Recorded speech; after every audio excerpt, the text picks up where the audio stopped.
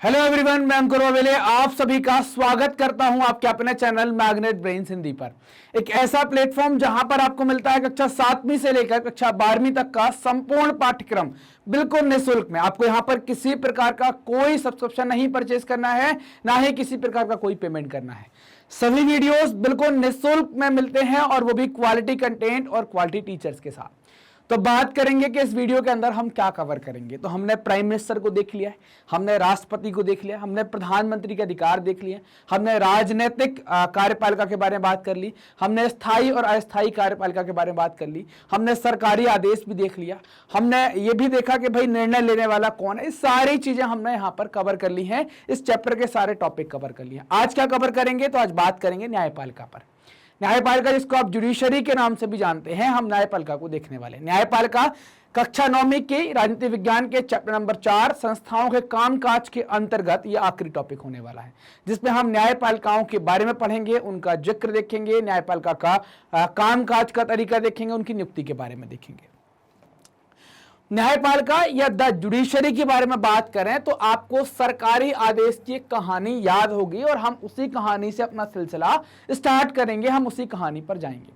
उस कहानी पर जाने के पीछे कारण क्या है, तो उस कहानी पर इसलिए जाएंगे क्योंकि हमने देखा था सरकारी आदेश में कि हस्ताक्षर करने वाला व्यक्ति कोई और था, निर्णय करने वाला कोई व्यक्ति और था। अगर विवाद हो गया, हमने विवादों वाली बात भी देखी थी, अगर विवाद हो गया तो विवाद का निपटारा कैसे होगा। मान लीजिए कि वो सरकारी आदेश पर किसी प्रकार का विवाद हो गया तो कौन उस पर फैसला देगा।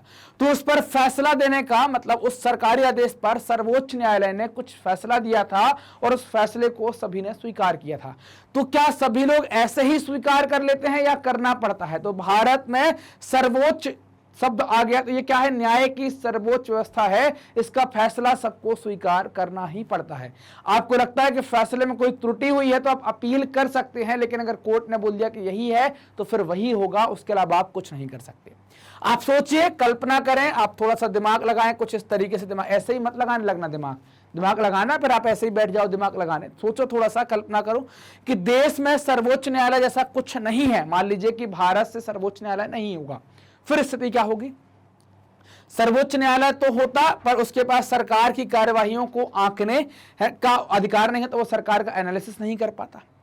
उसे अधिकार होता मगर सर्वोच्च न्यायालय से कोई निष्पक्ष न्याय की उम्मीद नहीं होती। भले ही वह निष्पक्ष फैसला सुना देता है, लेकिन सरकार के आदेश के खिलाफ अपील करने वाले फैसले को नहीं सुना सकता था। तो अगर आप ये सब सोचते हैं तो आप देखते हैं कि अगर ऐसा नहीं होता तो फिर एक देश जो है वो लोकतंत्र बहुत अच्छा नहीं होता। यहां पर न्याय सबको नहीं मिल पाता, भेदभाव बहुत बढ़ रहा होता। अगर आप न्यायपालिका को हटा देते हैं या उसकी स्थिति को कमजोर करते हैं या कुछ भी आप करते हैं तो जैसा देश आज है वैसा नहीं होता, इससे खराब हालत में होता। हम अपने बहुत अच्छे देश में भी रहते हैं, बहुत सुंदर सा देश है हमारा, लेकिन इसमें न्यायपालिका की, सर्वोच्च न्यायालय की भूमिका बहुत है। कुछ गड़बड़ होने की स्थिति में वो सरकार को दिशा निर्देश देता है, सरकार को डांट फटकार भी लगाता है और दिशा निर्देश भी देता है। वो बताता है कि हमारे संविधान का मूलभूत ढांचा कैसा है, संविधान क्या सही है क्या गलत है। किसी प्रकार का कोई बड़ा विवाद हो गया तो सब सर्वोच्च न्यायालय बताता है। लेकिन अगर आप वो उसको हटा देंगे, उसकी स्थिति कमजोर कर देंगे तो फिर ताकतवर और ताकतवर हो जाएंगे, कमजोर और कमजोर हो जाएंगे। तो देश की सुंदरता बनाए रखने के लिए सर्वोच्च न्यायालय का इसी स्थिति में रहना जरूरी है। यह भी कहें कि इसकी स्थिति में दिन पर दिन सुधार हो, भारत के लोकतंत्र में भी दिन पर दिन सुधार हो। लोकतंत्रों के लिए स्वतंत्र और प्रभावशाली न्यायपालिका को जरूरी माना गया है कि अगर लोकतंत्र को बहुत अच्छे तरीके से, खुशहाल तरीके से आपको देखना है तो उसके लिए न्यायपालिका जरूरी है। सरकार कोई गलत कानून ला दे, कोई गलत आदेश पारित कर दे तो आप कहां जाएंगे, किससे बोलेंगे कि भाई इनने गलत कर दिया। तो आपके लिए एक व्यवस्था होनी चाहिए। वो व्यवस्था क्या है, वो न्यायपालिका है। तो सर्वोच्च न्यायालय या न्यायपालिका का प्रभावी होना और स्वतंत्र होना बहुत जरूरी है। न्यायपालिका क्या है, तो न्यायपालिका आप खास तौर पर अदालतों के समूह को न्यायपालिका कहते हैं। भारत में अगर हम न्यायपालिका के स्वरूप को देखते हैं तो ये ऑर्डर लिखा हुआ है, इनके नीचे हम ऐसे ही बढ़ते चलेंगे। देश में एक सर्वोच्च न्यायालय होगा जो दिल्ली के अंदर आपको देखने को मिलेगा। इसके बाद फिर उच्च न्यायालय होंगे, मतलब कि हर एक राज्य में, ज्यादातर राज्यों में, सभी में हो ऐसा संभव नहीं है, लेकिन ज्यादातर राज्यों में उनका खुद का एक हाई कोर्ट यानी उच्च न्यायालय होगा। जिस राज्य के पास नहीं होगा तो उसे किसी दूसरे राज्य के साथ जोड़ दिया गया होगा कि वहां पर आप काम चलाएं। उसके नीचे हर एक जिले के अंदर जिला न्यायालय होगा और उसके नीचे और स्थानीय स्तर के न्यायालय होंगे। ये क्या होगा, एक न्यायालय का एक व्यवस्था है, हायरार्की है, एक क्रम है कि ऊपर कौन सा नीचे कौन सा। इस क्रम को देखने के बाद आप ये कह सकेंगे कि भारत में न्यायपालिका का जो स्वरूप है वो एकीकृत है, मतलब सबसे ऊपर ये है और इसी की सभी बातें ये सब मानेंगे, मानने के लिए बाध्य है, मना नहीं कर सकते। इस कारण से क्या कहा गया है कि ये एकीकृत न्यायपालिका भारत में बनाई गई है। सर्वोच्च न्यायालय इनमें से किसी भी विवाद की सुनवाई कर सकता है। कौन से विवाद की? देश के नागरिकों के बीच में विवाद हो गया तो सर्वोच्च न्यायालय आप जा सकते हैं। नागरिकों और सरकार के बीच में कई बार होता है ना, आपने सुना होगा एक केस हमने देखा था, इंदिरा साहनी बनाम भारत संघ, केशवानंद भारती बनाम केरल राज्य। तो ऐसे अगर कोई व्यक्ति राज्य से खुश नहीं है, देश के कोई कानून से खुश नहीं है, तो वो कोर्ट में अपील कर सकता है। तो नागरिकों और सरकार के बीच में कोई विवाद हो गया है, दो या दो से अधिक राज्यों के बीच में विवाद हो गया, कभी कभी जल को लेकर, बिजली को लेकर, भूमि को लेकर, जंगल को लेकर होता रहता है, केंद्र और राज्य सरकार के बीच में किसी चीज को लेकर मतभेद हो रहा है, तो इन सब के लिए आप कहां जा सकते हैं? सर्वोच्च न्यायालय जा सकते हैं। इसके साथ साथ आप फौजदारी दीवानी मामलों में भी अपील, मतलब अगर आप अपील करना चाहते हैं तो सर्वोच्च संस्था कौन सी? सर्वोच्च न्यायालय। फौजदारी मतलब झगड़ा, लठ मार देना।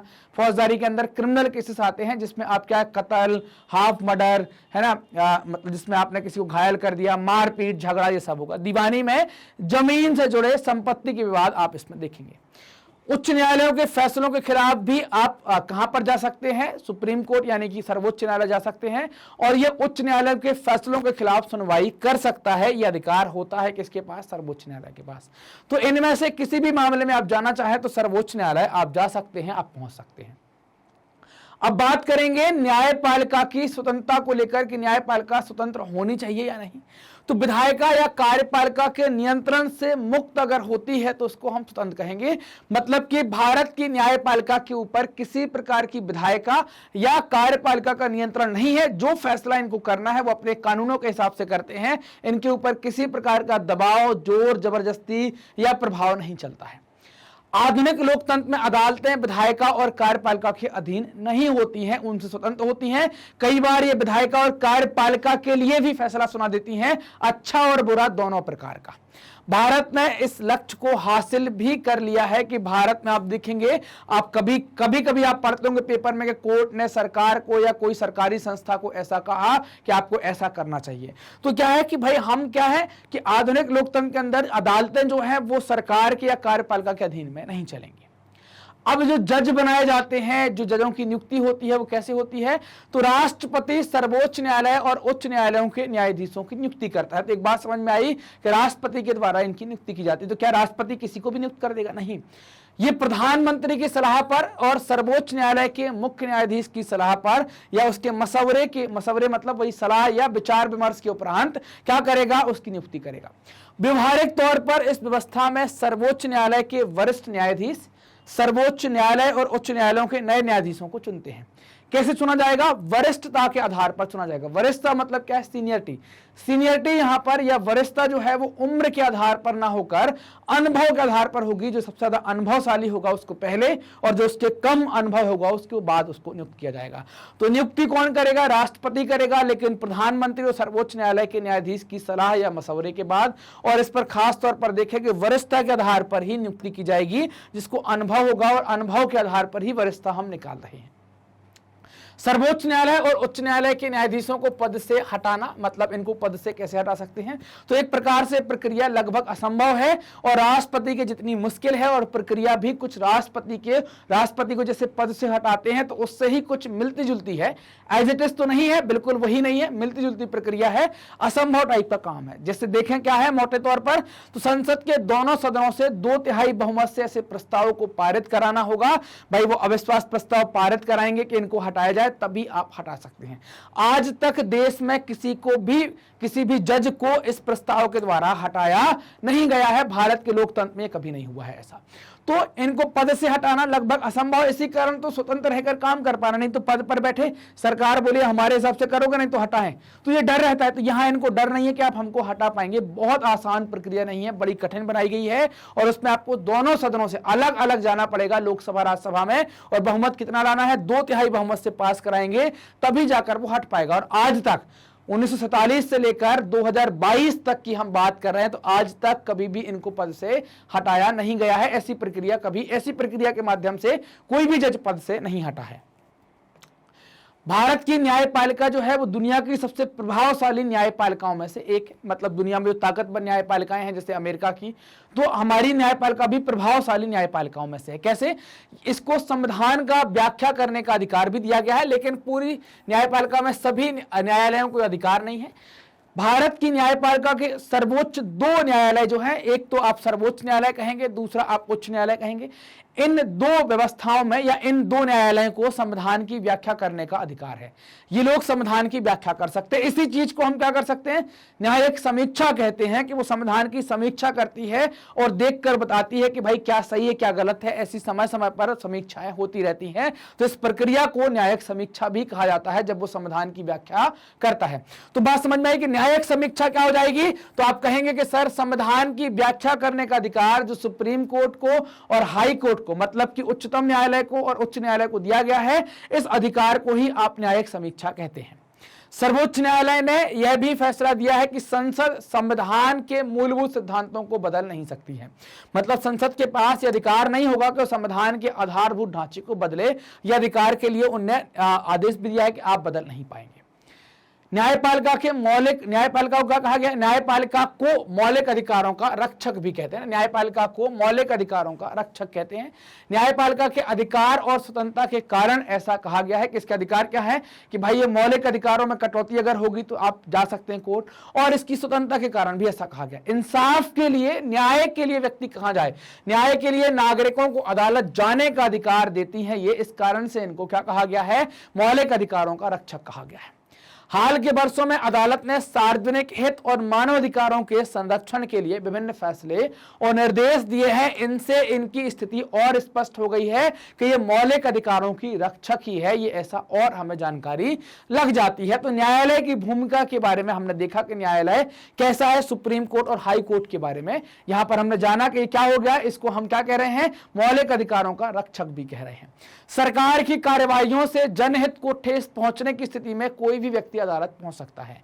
अदालत शक्ति के दुरुपयोग को रोकती है। मतलब क्या हो गया अदालत का काम? आप पहुंचे तो आप अदालत क्या करेगी? सरकार को शक्तियों के दुरुपयोग से रोकेगी, अधिकारियों को भ्रष्ट आचरण से रोकेगी।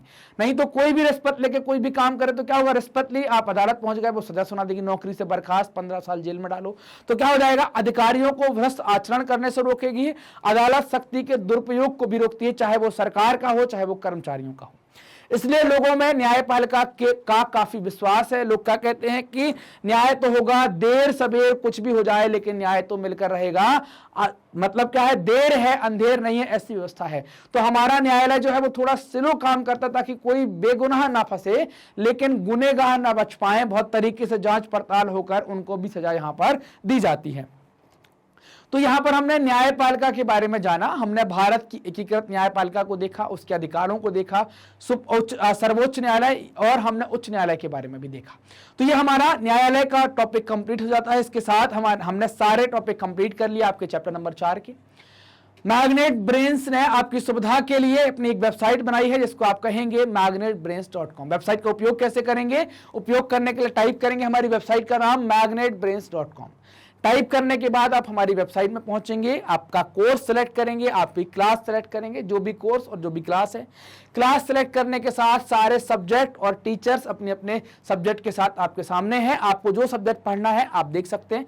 मान लीजिए कि आपको पॉलिटिकल साइंस यानी कि राजनीति विज्ञान पढ़ना है, तो आपने यहाँ पर वॉच नाउ पर क्लिक किया। क्लिक करते ही क्या होगा? पॉलिटिकल साइंस यानी कि राजनीति विज्ञान का चैप्टर वाइज सिलेबस ओपन हो जाएगा। अब जो चैप्टर आप देखना चाहते हैं व्यवस्थित तरीके से आप देख पाएंगे, कुछ इस तरीके से आप देख पाएंगे। अब आपको अगले टॉपिक पर जाना है तो आप नेक्स्ट वीडियो के बटन का उपयोग करेंगे और आप आसानी से अगले टॉपिक पर भी पहुंच जाएंगे।